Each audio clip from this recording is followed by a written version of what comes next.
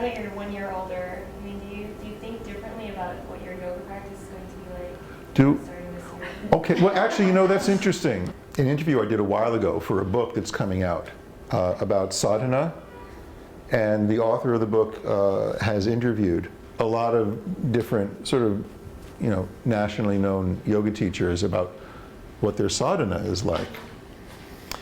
And when she initially contacted me, I emailed her back saying, you know, you really don't want to talk to me about this book. I am not the person for this book, because I don't really do anything on a real, regular, regimented basis that someone would look at and say, that's sadhana, you know. So just, I basically said, thank you, but no thank you. I'm really not the person for this book.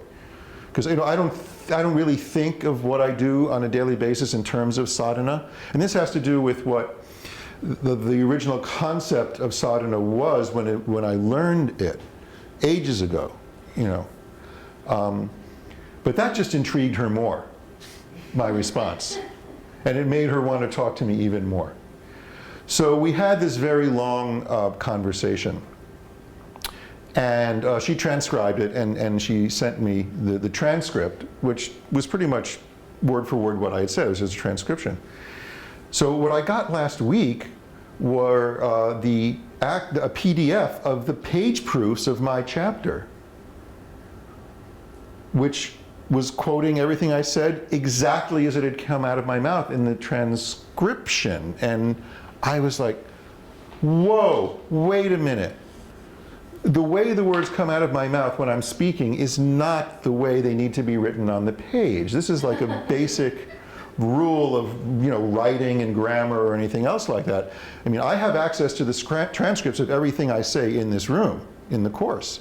And I'm using those as the basis for some of the stuff I'm writing now, but I have to turn that into a whole other kind of syntax and language, because written speech is not the same as spoken speech, and they're not, and what she did, she just dumped the transcript into this book, and it was like, you've got to let me fix this. Because she said, look, we can only do spelling and punctuation correction at this point, and I'm like, no, no. Really, go to your publisher, go to your editor, I don't care. If you don't let me fix this, I don't want to be in this book. And so we got the permission, and Lydia and I, actually, who's a very gifted editor, went over it with a fine-tooth comb, and we did a lot of rearranging and improving and, you know, taking out of repetitions and all of that. But essentially what I was saying in the chapter, and so this has been in my mind because we've been going through this material, and it relates to the question you asked, is that my original introduction to the concept of sadhana came in the context of my original yoga teacher training, which was with Shivananda.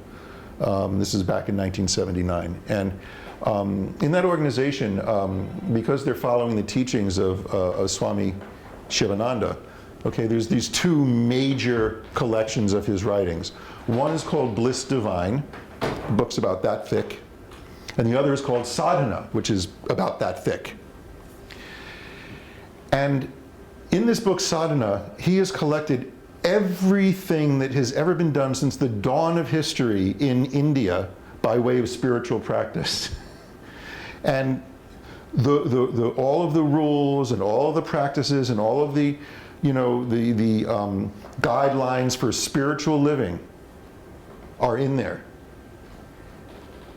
And if you were to read this book and accept that this is what sadhana is and this is what you should be doing to be a spiritual person, perhaps you'd have the same experience I did. You'd be absolutely, completely overwhelmed and completely discouraged. Because it's so, you would have time for nothing else. Literally. You would have no hours in the day to hold down a job or even go to the bathroom. Right? And so the idea of sadhana as this overwhelming commitment to doing what it takes to be spiritual was sort of shoved into my brain at an early stage. And it took many, many years for me to understand that the word itself really just means a means to accomplishing something. It's most often used as the means to accomplishing a spiritual life or something like that. But just the word itself is a means to accomplish something.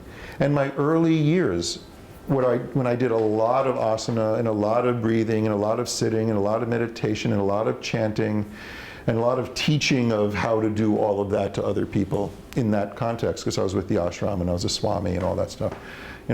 I was very young. I was 19 when I started practicing yoga, and I was 21 when I learned to be a teacher. It got in my bones, in a certain way, and developmentally. It really got deep. And what started happening as I got older was I was really less interested in doing, a routine every day. And I just couldn't really bring myself to do that. I was more involved in learning all the things I was learning how to do the hands-on work, the body work with people, and learning about anatomy and learning to teach the stuff that I'm teaching now. And it took me a long time to stop feeling guilty about that. To even get to the point where I could admit that to other people.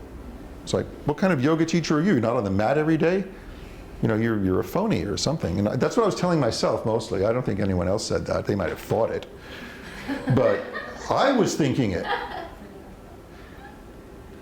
And when I look back on it now, having been doing this for so long, it's interesting. Have you read Outliers, Gladwell's latest book? Sort of the main thing people extracted from the book was something he mentioned right at the beginning, which was this 10,000 hour rule about gaining mastery over something. Have you heard this? Apparently, there's kind of a threshold of 10,000 hours being the minimum time commitment it takes to really master something, And it got me thinking, so I just did an informal conservative calculation in my head of how many hours I have spent, number one, with my hands inside other people's breathing mechanism. In other words, doing the table work that I do, right? And conservatively, I came up with 20,000 hours. Conservative, it's probably more. And then I started thinking, how many hours have I spent doing this in front of groups of people, teaching, workshops, courses, all of that. That's another 20,000 hours, right? Which if you think about it, if you put in a 40-hour work week, right? You can do the math. Times that by 50. If you're doing that like every, 40 hours time, what is that? Is that 2,000 hours a year? Am I doing the math right? Right? And you do that for 20 years. I've been doing it for 33 years, right? Now, if that's not a means to accomplishing something, I don't know what the hell is. So this was my response to her in the question about what's your sadhana? And yes, do I do asana? Yeah, on an as-needed basis. If I feel myself crunching up, or if I feel my asymmetries taking over and getting me out of whack, yeah, I'll throw down the mat and do stuff and do this sitting and the breathing and all that stuff. But it's more like on an as-needed basis, because number one, this stuff has been in my bones for so long. And number two, if I wasn't physically aware of how I was positioning my body and staying balanced when I'm doing table work with people, when I'm doing my job, I would be so fucked by now. Seriously.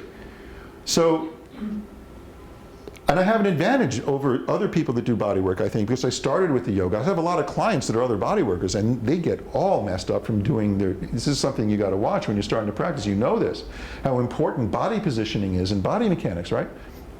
So, if I'm not doing something like my yoga, like my breathing, all the time, when I'm doing my sadhana, which is my job, then either I'm doing it all the time or I'm not doing it at all, basically, is what I'm saying. But it's more than that. It's how I relate to people. It's how I relate to the people around me. It's how I keep my ego in check. It's how I make sure that I apologize when I'm being an asshole. Right, Sarah? You were at that meeting where I was being an asshole, and wow, I'm sorry. I had to go to everyone who's at the meeting and say, that was wrong, That's sadhana, So at the age of 54, how have things changed? I'm more comfortable with the way it looks and less trying to get it to look the way I was told it should or the way anyone else thinks it should. Because at this point, I just don't give a shit, frankly. So I'm at that blessed stage of life where I really don't care what anyone thinks. You know, so there you have it. Thanks for asking. All right. I think that's it. I think we're done here. Okay. All right.